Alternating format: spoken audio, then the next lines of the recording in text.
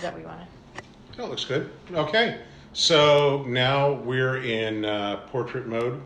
So we're Facebook official standards and practices here. You're welcome. I don't like this as much. It offends my sensibilities, I think, on some level, to be shooting video in portrait mode instead of landscape mode. And I know it's fucking Facebook, but still, it's getting to me somehow. Anyhow, I just finished making some dinner, some of which is for us, and some of which is going to be parceled out to Abby, the youngest daughter. I'm making inside-outside taco casserole, which is a recipe I got from my mom. So not really Mexican, but Mexican-esque. And so that's got me in the mood for a Oaxacan Old Fashioned. So that's what I'm going to make this evening. And you can follow along at home. I wish I could give you a taste, but that's harder to do through the magic of the internet. So I'll just do this, and you can enjoy the look on my face when I drink it, because I know everybody loves that, right? So the first thing is primarily what we're looking at here is tequila, normally reposado tequila and mezcal. I don't really have this as dialed in as some of my cocktails. I'm experimenting with different brands, different styles. This I just got, it was on special, is Siete Leguas that was recommended to me. This is actually añejo, not reposado, because it was on a crazy sale and it was actually cheaper than the reposado. So I'm going to go with some of this. I have been experimenting with different mezcals. This has been my go-to, the Del Maguey Vida. Trying the Casamigos, but I don't think I like it quite as much. So at least not for this. So I think what I'm going to base this on is some of the Siete Leguas and the Vida. And it's normally like about a 3-to-1 mixture for a Oaxacan. So we'll start there.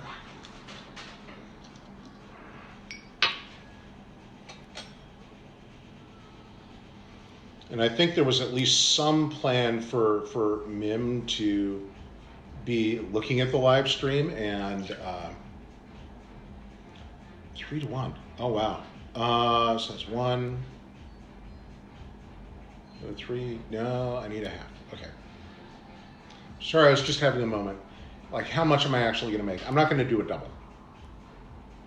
That was perhaps a little foolish or ambitious of me yesterday. So, 1.5 ounces of the tequila, or the regular tequila. I think mezcal is still a tequila technically.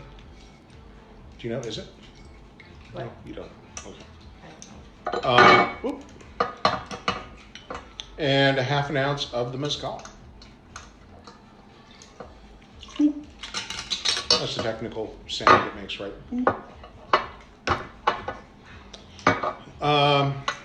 There we go. So now, some sugar. A lot of people, for the classical, if there can be a classical Oaxacan, will go with agave syrup. I think that's kind of a little bit much. It's a little on the nose. And I just don't, we've already got enough agave derivatives going on here. Do we need to really pile on that way with the agave? So anyhow, I'm going with Demerara to give it a little more brown flavor. So I'm just going to go with a 1/4 ounce of the Demerara.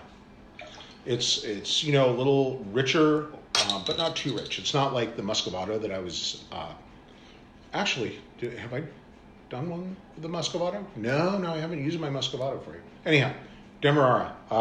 We'll do an old fashioned maybe tomorrow, and I'll share the Muscovado with you. Bitters. So again, in your classical, right? And I'm not going to pretend to be a master of this, but the classical Oaxacan, Old Fashioned is using Angostura in the way that you would with a normal Old Fashioned. So I think we can do better than that. I have been experimenting around. Usually I've been basing this on like the Bitter Cube, Jamaica number 1, Jamaica number 2 bitters. But I'm going with a little something spicier. So I'm going to do a dash of the Jamaica number 1.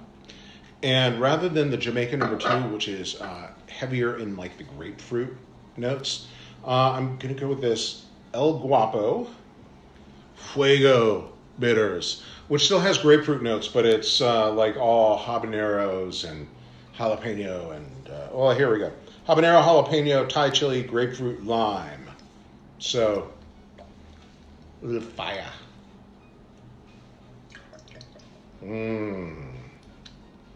Fire.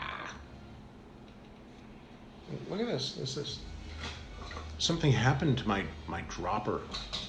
I need to get a new dropper for this. This is upsetting to me. Anyhow, and to top it all off, Dash Fire Mole bitters. Give a little smoky, chocolatey mole kind of action going on there. A little cacao. So there we go. Let me get a few ice cubes and I'll stir this bad boy up.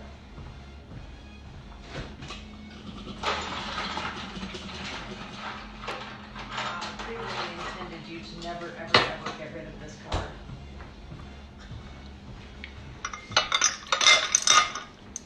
Wim has another separator task going on. And this, again, stirring rather than shaking. Since it is very clear, we don't want it to be, it'll look funky. It'll just look funky if I stir it. Or I mean shake it. Steph asked if I'm participating in the Oaxacan Old Fashioned as well. Are you going to? You've tried it. I have. I might use the reposado for something else.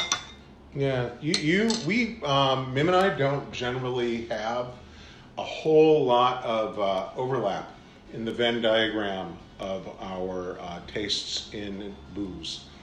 He doesn't know what sweet is. I know what it is. No, you don't. It's just not my favorite. It's you fail to identify it on multiple occasions. Just because I think something is sweet, and you're Doesn't like, mean it actually is. and you're like, oh my God, why are you feeding me soy sauce?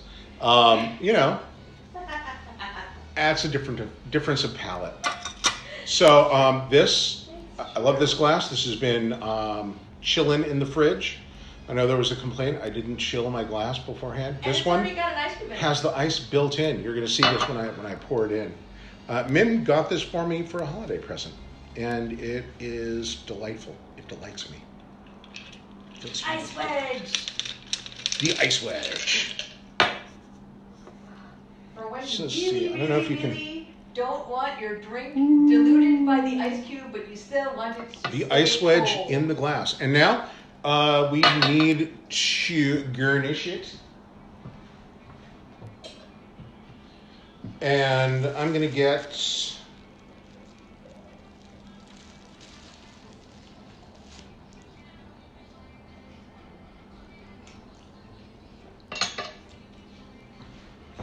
some orange peel.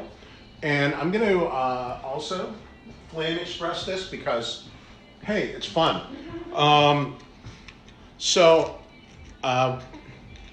You know, one of the things that it occurs to me thinking about the orange. So like the orange peel, right? Like all of the wonderful action in this is in the juices in the rind.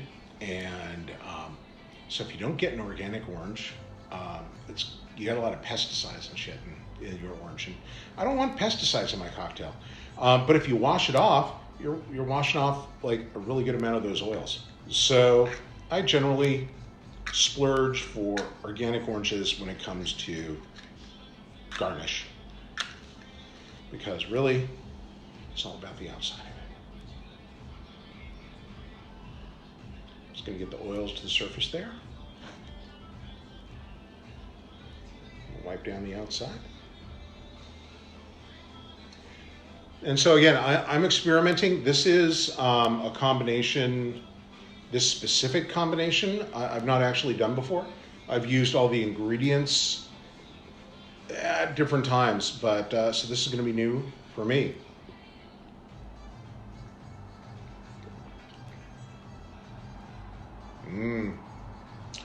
I think I might be getting very close. I'm not going to be able to rely on using añejo all the time, so I think I want to dial in a different reposado. I was using cazadores before, but I think we can do better than that. And the Maguey Vida is still, I think, my favorite. So if you have any recommendations, though, I mean, I've spent a lot of time with whiskeys, a little less time with bourbons, and so I feel like I've got my legs underneath me there. But and I'm kind of a babe in the woods when it comes to tequila. So if you have recommendations, good stuff, let me know, because I can use the help. So in the meantime, from another day, sequestered away for the good of the state, have a good rest of the weekend, my friends. Stay healthy, and I'll probably be back tomorrow with another cocktail for you. And by the way, shout out to my friend Norm.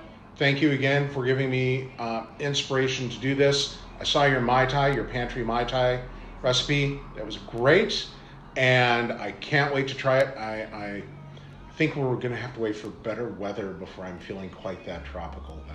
So hopefully we'll see you all soon. Bye-bye.